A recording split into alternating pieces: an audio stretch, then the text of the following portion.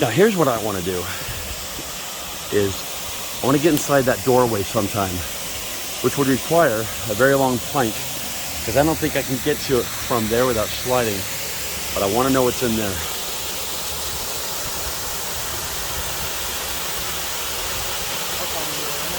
That looks like pretty clear water too.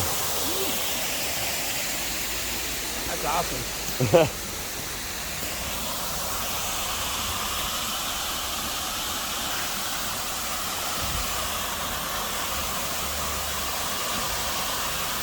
Right here in downtown Sonora. Where? Well, that's to be speculated. Jake, look at me. Both of you look at me. Chris? 1, 2, and 3. Gotcha.